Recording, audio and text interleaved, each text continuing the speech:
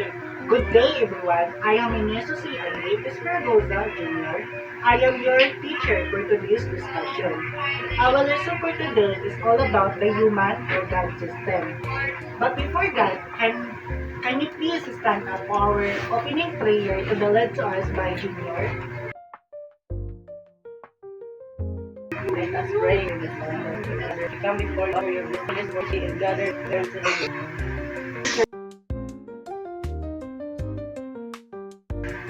your chairs. And kapag may nakikita kayong mga basura, pwede yung bang tuloy. And can you please arrange yourself? But before we proceed to our next discussion, who wants to read our lesson objectives? Okay, Mikay. Can you please read our lesson objective? Objective.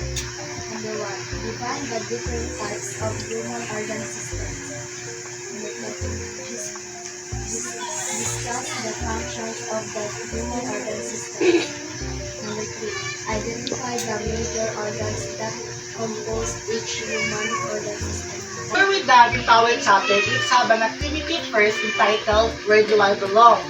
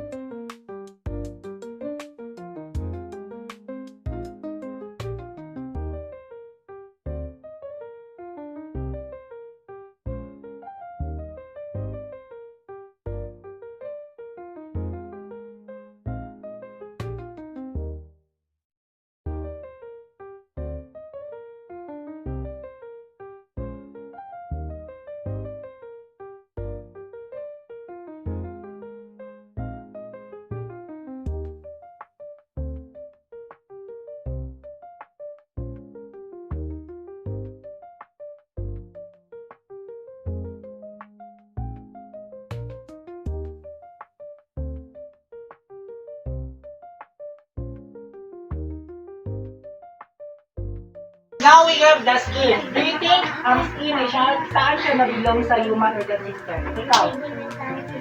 Yes, good job. The skin is belong to our integumentary system. Now let's proceed to the next. What about the brain? Saan siya nabilong? Nervous system. Yes, indeed. The brain is belong to our nervous system. What about the heart? Yes?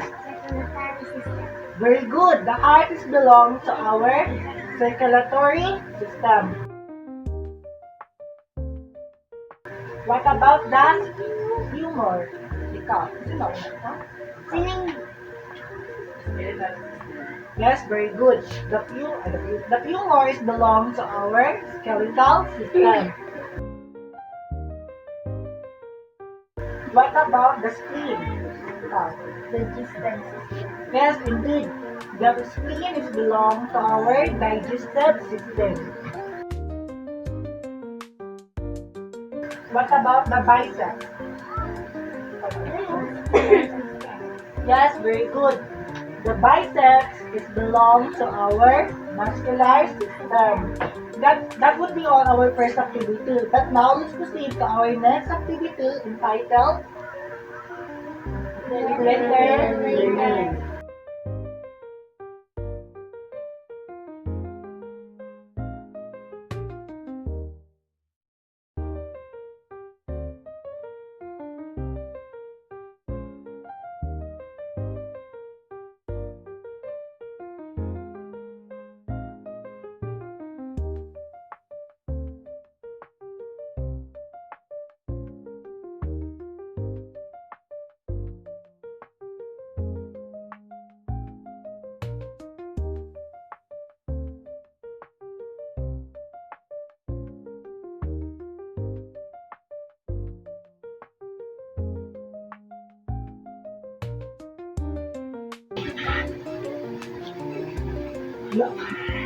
Number 5. Go!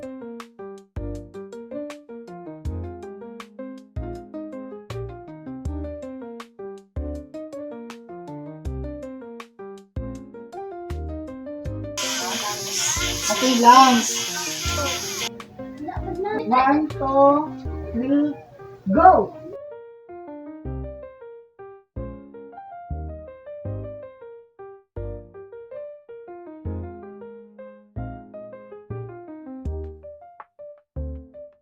Ano yung nabuo na word? Skin. Skin, perfect. Go. Next activity. Another word naman. Okay, 1, 2, 3, go!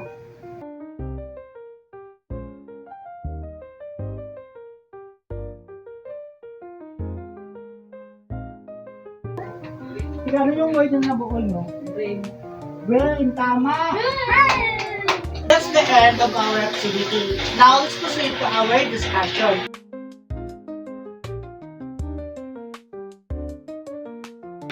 But first, what do you think is human organ system? Anyone? Ano sa palagay nyo ang human organ system? Okay, Junior, tayo. Sa palagay mo, ano ang human organ system? Palagay ko ang human organ system ay parte ng ating katawan. Wala na lamang ng nervous system sa utak. Tama. Tama yung sabi ni Junior.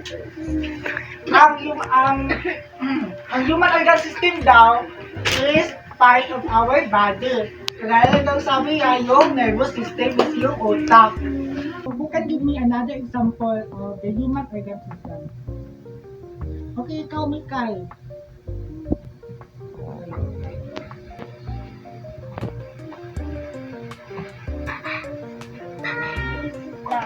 Lungs. Yes. Lungs help us to breathe. Without the lungs, hindi tayo makakahinga. Without the lungs, hindi tayo mabubuhay dito sa mundo. Gets nyo? Yes. Yung mga bata, na-gets nyo ba? Yes. So, basically, the human organ system is a connection of the defense system in our body, such as the skull serves as a protection to the brain. So, basically, the skull is a part of the skeletal system, and the brain serves as the nervous system. So, without the skull, the brain is prone to the danger and damage. So without this connection, some system in our body is unable to function well. But what are these systems? Let's find out. First, we have the integumentary system. Sino magbasa? Ikaw. Integumentary system includes the skin, hair, and nails. The outside of the human body is covered by skin. The skin may feel smooth and its outermost layer is continually removed when we take a coat or a bath or when what you remove are dead cells. The skin is our first layer of defense from dirt and germs. Very good. So the integumentary system is like a superhero cage that protects our body from the outside world. So ang integumentary is made up of skin, hair, nails. And then your sweat glands. Alam niyo ba yung sweat glands? Yung sweat glands, ito yung mga pawis natin. Okay? Okay? So, just try to imagine your skin is like a superhero cape that covers your whole body, protecting you from germs, dirt, and injuries. It also helps keep your body at the right temperature, like a built-in thermostat. So, hair and nails are like a scalp protection for your head and fingers. And when you're hot, your sweat glands help you cool down. So the integumentary system is like our body own personal bodyguard, keeping us safe and healthy. And next we have the skeletal system. Skeletal system consists of bones, joints, and connective tissues. The skeleton provides the basic shape of the human body and supports different external organs like the brain, which is protected by the skull. It also works with muscle to enable us to stand, walk, and do other manual tasks. Tama. So the skeletal system is like a superhero framework that gives your body its shapes and helps you move. It made up, so it makes up all the bones in your body and there are, so ilan ba ang buto ng lahat ng tao? Yes, tama, palakpakan. Tama si Junior, ang buto lahat ng tao ay 206.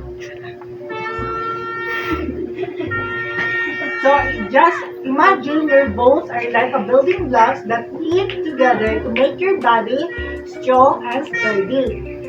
They protect your important organs just like the brain, the heart, the lungs, like a superhero shields.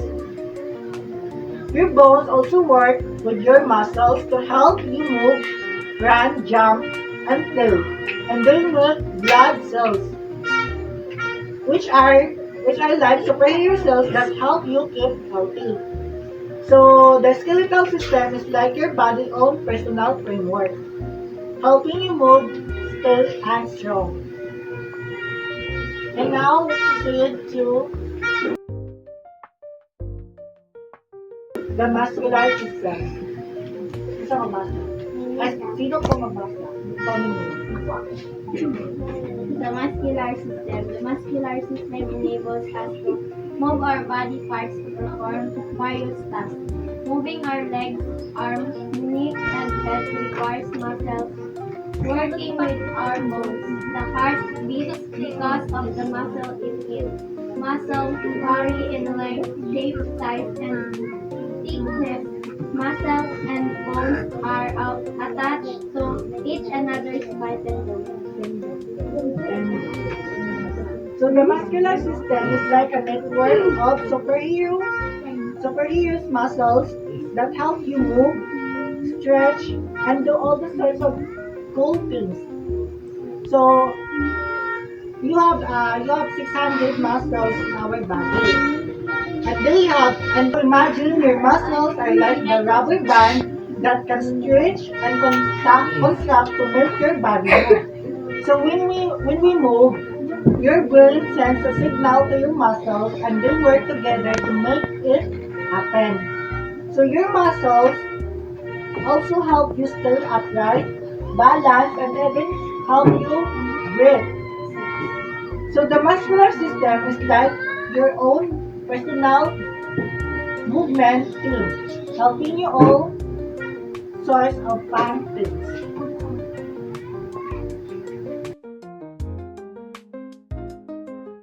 Okay, Mikhail, can you please read the digestive system? The digestive system. The food that our body needs must be broken down before it can used by ourselves. For example, a biscuit is a carbohydrate that you eat has to be mechanical digestion. If the biscuit is Moistened. moistened by our saliva that contains a substance to start chemical digestion. This process is being controlled by the digestive system. The digestive system is like a superhero long twisting straw that helps turn the food you eat into energy to your body. So it starts from your mouth, then when your teeth break down the food into smaller pieces, and your spit, ito yung tinatawag natin, durak, o yung laway natin.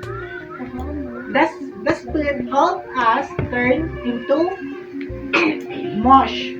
Mush yung durog-durog na muna pagkain. Then the food goes down to our esophagus. Alam niyo ba kung saan yung esophagus natin? Yes. Saan yung esophagus? Dito. Yes. The esophagus. In your stomach, there are special juices that help break down the food even more. Kinds of like a blender. After that, the food goes into your small intestine, where all the good stuff, just like the nutrients, gets absorbed into your body. So the yucky leftover bits go into your life's intestine, and eventually will come out when you go to the bathroom. Yung mga kinakain natin, yung mga yucky leftover, ito ay napupunta sa intestine natin. So the digestive system is like your body own personal processing factory, turning food into energy for you to play, learn, and have fun.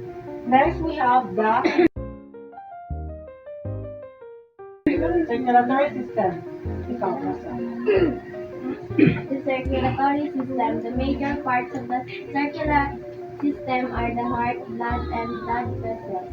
The heart is the most active part of the body. The ventricles pump blood out of the heart, while the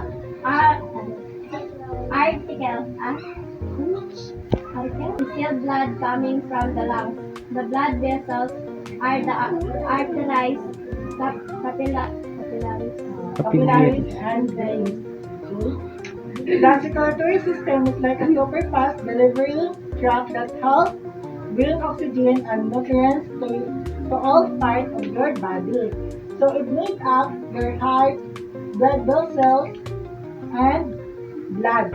Your heart is like a pump that keeps the blood flowing through your body, kind of like a water pump in the hose. The blood vessels are like roads to the blood travels on, carrying oxygen and nutrients to all your body cells. And the blood is like the delivery truck carrying all the good stuff to where it's needed. Nakakinig ba kayo? So the circulatory system is also help take away the yucky waste product like carbon dioxide and bring it back to the lungs to be exhaled out. So it's like a two-way delivery system, bringing the good stuff and taking out the bad stuff. And now we have the nervous system.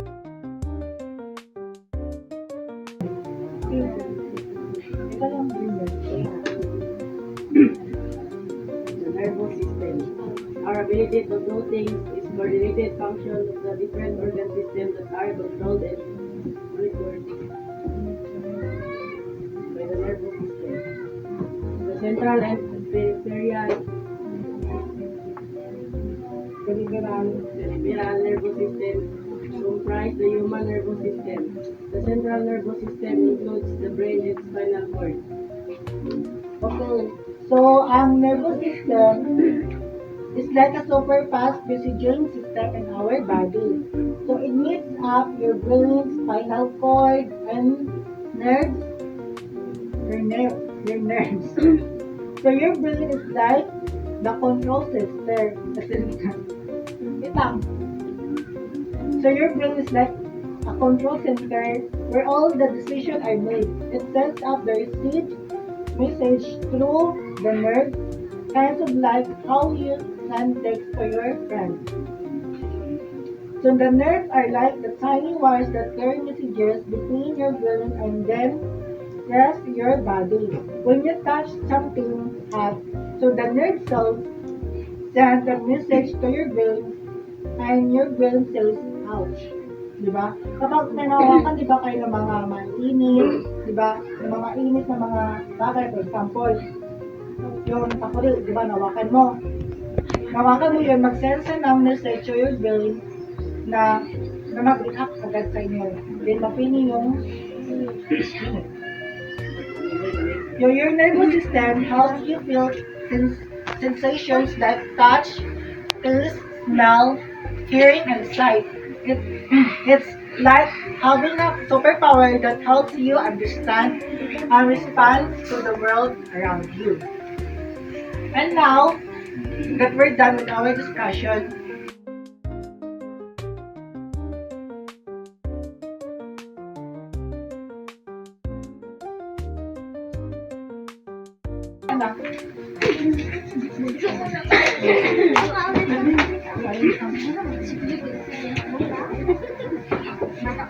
sige na, mag-cooperate kayo lang. Pilig to ka mo.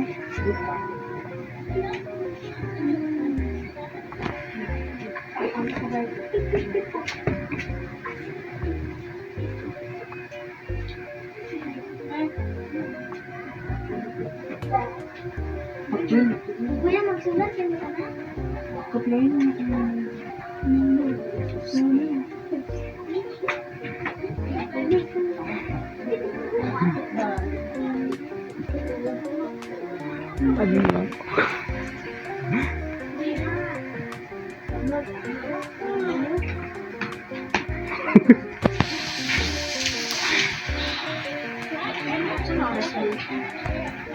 Sikat na naman.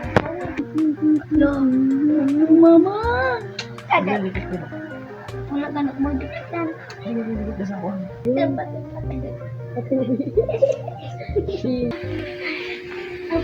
Since we done to our last activity, now let's have our quiz.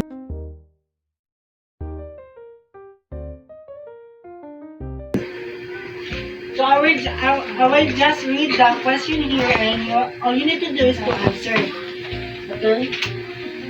Basahin ko lang yung question, then answeran nyo ABCD lang. Okay. What is the main function of the circulatory system? A. To break air. B. To digest food. C. To transport nutrients and oxygen to cells. D. To think anew. Magtaasan po ng mag-raise ng hand kung sino gusto magsagot. Taas ang kamot. Sige, ikaw. Yes, tama. The circulatory system is to transport nutrients and oxygen to the cells.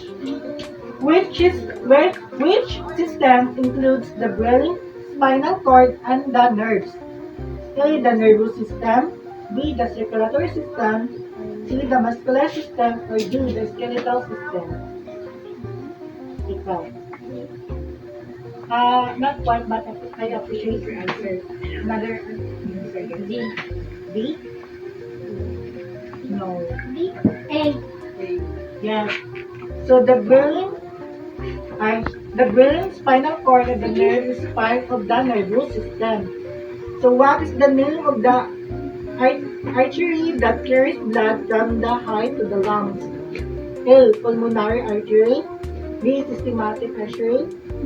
C. The aorta. Or D. The brain. 3, start. What is the outmost layer of the skin that is continually removed when we take a bath or scrub it? A. Epidermis. C. Epidermis. C. Hypodermis. Or D. Dead cells. C. Ikaw. Yes, D is the correct answer. Which system provides the basic shape of the human body and support internal organs? A. Skeletal system. B. Muscular system. C. Nervous system. Or D. Circulatory system.